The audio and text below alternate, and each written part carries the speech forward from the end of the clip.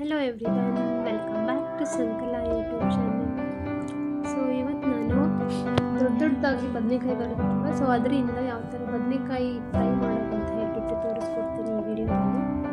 So ರೆಸಿಪಿನ start ಮಾಡೋಕ್ಕಿಂತ ಮುಂಚೆ ಯಾರ್ಯಾರು ಚಾನಲ್ ಸಬ್ಸ್ಕ್ರೈಬ್ ಮಾಡಿಲ್ಲ ಮಾಡ್ಕೊಳ್ಳಿ ಅಂತ ಹೇಳ್ತಾ ರೆಸಿಪಿನ ಸ್ಟಾರ್ಟ್ ಮಾಡ್ತಾ ಇದ್ದೀನಿ. ಸೊ ಬದನೆಕಾಯಿ ಫ್ರೈ ಮಾಡೋಕ್ಕೆ ನಾನು ಮೊದಲನೇದಾಗಿ ಮಸಾಲಾನ ರೆಡಿ ಮಾಡ್ಕೊಳ್ತಾ ಇದ್ದೀನಿ.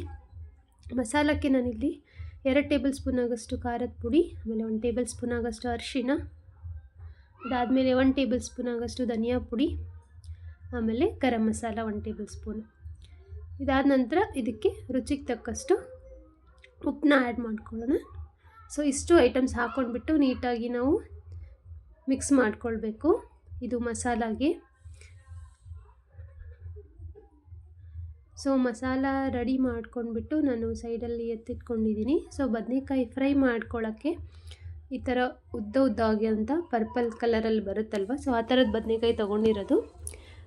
ಇದೇ ಬದನೆಕಾಯಿ ನಾವು ದೊಡ್ಡ ದಪ್ಪವಾಗಿ ಬರುತ್ತೆ, ಸೊ ಆ ಬದನೆಕಾಯಿಂದನೂ ಮಾಡ್ಬೋದು. ಸೊ ಇಲ್ಲಿ ನಾನು ಫ್ರೈ ಮಾಡ್ಕೊಳ್ಳೋಕ್ಕೆ ಅದಕ್ಕೆ ಕಡಲೆ ಹಿಟ್ಟಿಂದು 1.5 ಟೇಬಲ್ ಸ್ಪೂನ್ ಆಗೋಷ್ಟು ಕಡಲೆ ಹಿಟ್ಟನ್ನ ನೀರು ಹಾಕ್ಕೊಂಡ್ಬಿಟ್ಟು ಚೆನ್ನಾಗಿ ಮಿಕ್ಸ್ ಮಾಡ್ಕೊಂಡಿದ್ದೀನಿ. ಇದಕ್ಕೆ ನಾನು 1 ಚಿಟಿಕೆ ಆಗೋಷ್ಟು ಅಜ್ವಾನನ ಹಾಕ್ಕೊಂಡ್ಬಿಟ್ಟು ಚೆನ್ನಾಗಿ ಕಲಿಸ್ಕೊಂಡಿದ್ದೀನಿ. ಸೊ ನೋಡಿದ್ರಲ್ವ, ಅದು ಬದನೆಕಾಯಿನ ಈ ಥರ ನಾವು ಸ್ಲೈಸಸ್ ಆಗಿಬಿಟ್ಟು ಕಟ್ ಮಾಡ್ಕೊಳ್ಬೇಕು.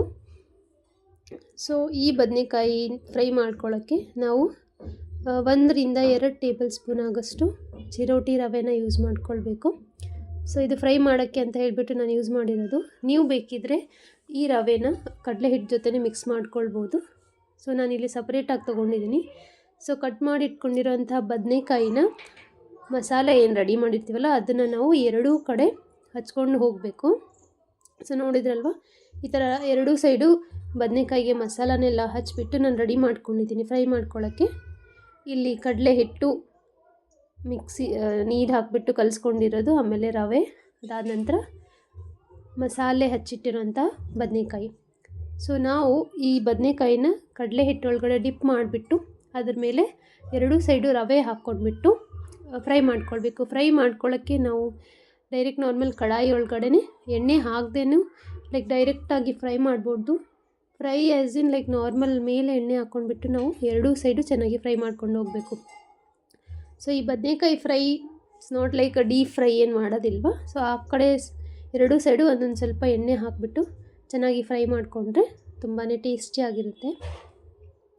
ಸೊ ಯಾವಾಗಾದರೂ ನಿಮ್ಮ ಮನೇಲಿ ಈ ಥರ ದಪ್ಪವಾಗಿರೋಂಥ ಬದನೆಕಾಯಿ ಅಥವಾ ಉದ್ದವಾಗಿರುವಂಥ ಪರ್ಪಲ್ ಕಲರಲ್ಲಿ ಬರುತ್ತಲ್ವ, ಆ ಥರ ಬದನೆಕಾಯಿ ಸಿಕ್ಕರೆ ಈ ಥರ ತವಾ ಫ್ರೈ ಅಂತಲೂ ಹೇಳ್ತಾರೆ ಇದಕ್ಕೆ, ಅದನ್ನ ಮಾಡ್ಕೊಂಡ್ಬಿಟ್ಟು ತಿನ್ನಿ, ಸಕ್ಕ ಟೇಸ್ಟಿಯಾಗಿರುತ್ತೆ. ಸೊ ನೋಡಿದ್ರಲ್ವ, ಬದನೆಕಾಯಿದು ಫ್ರೈ ಮಾಡೋದು ತುಂಬಾ ಸುಲಭ. ಹೋಪ್ ನೀವು ಈ ರೆಸಿಪಿನ ಟ್ರೈ ಮಾಡ್ತೀರಿ ಅಂತ ಅಂದ್ಕೊಳ್ತೀನಿ. ಇದು ತಿನ್ನೋಕ್ಕೆ ಸಖತ್ ಟೇಸ್ಟಿಯಾಗಿರುತ್ತೆ ಆ್ಯಕ್ಚುಲಿ. ಸೊ ನೀವು ಟ್ರೈ ಮಾಡಿಬಿಟ್ಟು ರೆಸಿಪಿನ ಯಾವ ಥರ ಬರುತ್ತೆ ಅಂತ ಹೇಳಿಬಿಟ್ಟು ಕಮೆಂಟ್ ಸೆಕ್ಷನಲ್ಲಿ ಮೆನ್ಷನ್ ಮಾಡಿ. ನಾವು ಇದನ್ನು ಫ್ರೈ ಮಾಡಬೇಕಾದ್ರೆ ತುಂಬ ಮೀಡಿಯಮ್ ಫ್ಲೇಮ್ ಇಟ್ಟಿರಬೇಕು. ಬಿಕಾಸ್ ಮೇಲ್ಗಡೆ ಹಚ್ಚಿರೋಂಥ ಕಡಲೆ ಹಿಟ್ಟು ಮತ್ತು ರವೆ ಚೆನ್ನಾಗಿ ಅದು ಫ್ರೈ ಆಗಬೇಕು. ಅಂದಾಗ ಮಾತ್ರ ಒಳಗಡೆ ಇಟ್ಟಿರೋಂಥ ಬದನೆಕಾಯಿ ಚೆನ್ನಾಗಿ ಬೆಂದಿರುತ್ತೆ. ಸೊ ನೋಡಿದ್ರಲ್ವ, ಈ ಥರ ಮಾಡಿದ್ರೆ ಬದನೆಕಾಯಿದು ಫ್ರೈ ಅಥವಾ ತವಾ ಫ್ರೈ ರೆಡಿ ಆಯಿತು. ಹೋಪ್ ನಿಮಗೆ ಈ ಬದನೆಕಾಯಿದು ತವಾ ಫ್ರೈ ರೆಸಿಪಿ ಇಷ್ಟ ಆಯಿತು ಅಂತ ಅಂದ್ಕೊಳ್ತೀನಿ.